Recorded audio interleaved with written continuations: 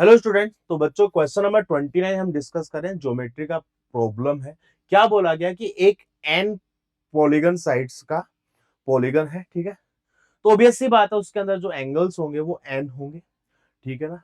The smallest positive integer n for which it is possible true and n gon whose vertex angles all measures 163 and 171, ठीक है। तो इसको हम दो तरीके से डील कर सकते हैं, ध्यान से सुनिएगा। जब जब इंटीरियर एंगल 171 बनेगा, एक्सटीरियर एंगल 9 डिग्री बनेगा।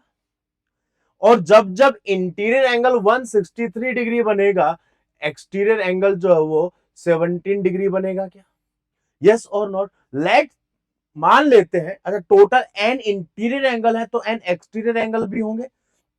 हम एक काम करते हैं, मान लेते हैं ये एक्स एक्सटीरियर एंगल है जो कि 9 डिग्री के हैं, तो जो रिमेनिंग होंगे n माइनस एक्स वो 17 डिग्री के होंगे। क्या ठीक है ना। अब यहाँ पे क्या दिया हुआ ध्यान से समझिए। अच्छा, एक्सटीरियर एंगल का सम कितना होता है? 360 डिग्री होता है, ठीक है। तो यहां से सिचुएशन कुछ ऐसी निकल के आएगी कि 9x plus 17 into n minus x equal to 360 degree. ये कुछ निकल के आएगा क्या? एक बार इस चीज को ध्यान से देख लो, ठीक है ना। 163 एंड 17 170, ठीक है। 180 बन रहा, कोई दिक्कत नहीं है यहां पे, ठीक है। तो 9x और ये हो जाएगा 17n minus 8x equals to 360 degree हो जाएगा। क्या और यहां से 17n equals to 360 plus 8x हो जाएगा। क्या और x और n दोनों ही नेचुरल नंबर यहां पे होने जरूरी है। इस बात का आपको खास ध्यान रखना है। एक चीज कर सकता हूं मैं, ध्यान से सुनिएगा। 17n equals to 340 plus 17 which is 357। क्या इस चीज को मैं 357 प्लस 3 प्लस 8x टाइप से कुछ लिख सकता हूं? ठीक है। तो यहां से n का वैल्यू जो आएगा ना, वो आई थिंक यहां से 21 plus 3 plus 8x upon 17n आ जाएगा। क्या तो इसका मतलब ये हुआ कि ये वाला इक्वेशन अपने को सोल्व करना चाहिए।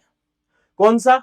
ये 3 प्लस 8x जो है that should be A multiple of 17, that should be A multiple of 17, ठीक है ना। अच्छा, नीचे n नहीं आएगा, इस n को हम रिमूव कर देते हैं, ठीक है ना। ये नीचे n नहीं आएगा, ठीक है। मतलब 17 is a factor of 3 plus 8x, ये चीज आपको करनी है, ठीक है। अगर मान लो x का वैल्यू 1 डाला तो ये 11 बना, x का वैल्यू 2 डाला तो ये 19 बना। देखो x इक्वल्स टू 1 पे ये कितना बना? 11 बना। फिर ये कितना बना? 19 बना। फिर ये कितना बनेगा? 27 बनेगा। इस तरीके से बहुत सारे पॉसिबल वैल्यूज होंगे। आपको कैलकुलेट करना है सच दैट कि ये आपका एक इंटीजर हो जाए, मतलब ये 17 का मल्टीपल यहाँ पे आ जाए, ठीक है। अच्छा, -1 डाल के देखें, -2 डाल के देखें, -2 पे भी नहीं आया, -3 पे भी, -4, -5 पे भी नहीं आ रहा है, ठीक है। अच्छा, ये ओड नंबर होगा। एक काम ये भी कर सकते हैं कि 8x प्लस 3 जो है वो ओड नंबर होगा। 8x प्लस 3 जो है वो आपका क्या होगा बच्चों? ओड नंबर होगा। तो एक काम कर सकता हूं, 8x प्लस 3 का वैल्यू 17 हो सकता है, 73 जा 51 हो सकता है, 17 5 जा 85 हो सकता है, कोई दिक्कत नहीं है, ठीक है ना। और 17 7 जा 119 भी हो सकता है। आई थिंक 116 वाले में काम बन चुका है हमारा। तो यहां से 8x का वैल्यू या तो 14 आएगा या ये 48। ओ यही तो, यहीं पे काम हो चुका है यार। 51 हो सकता है ना, ये बिल्कुल हो चुका है काम, ठीक है। लीस्ट ही पूछा था वैसे तो हमसे ये, ठीक है ना। ओके, तो x का जो वैल्यू है वो आई थिंक 6 आ रहा है। कितना आ रहा है? 6 आ रहा है, ठीक है। अच्छा, 8x प्लस 3 कितना लिया आपने? 8x प्लस 3 51 लिया, तो 3 हो जाएगा।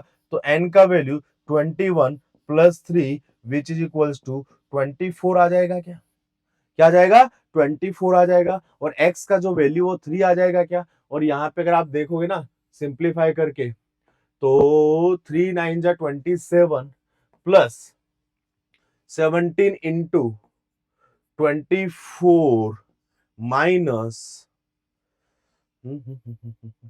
अच्छा x का जो वैल्यू 6 आया है, x का वैल्यू जो है 6 आया है, तो 9 6 54 आएगा, ये कितना आएगा 54 आएगा प्लस, ठीक है, कहां गए हम, ये रहा 24 माइनस 16 18 आ जाएगा ना, तो यहां से आ जाएगा ये 18 इंटू 17, अच्छा ये 360 होता है, बिल्कुल सही जवाब है।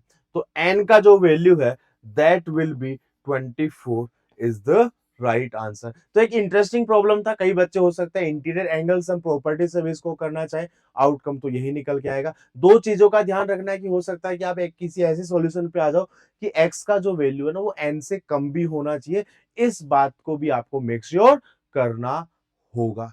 ठीक है बच्चों।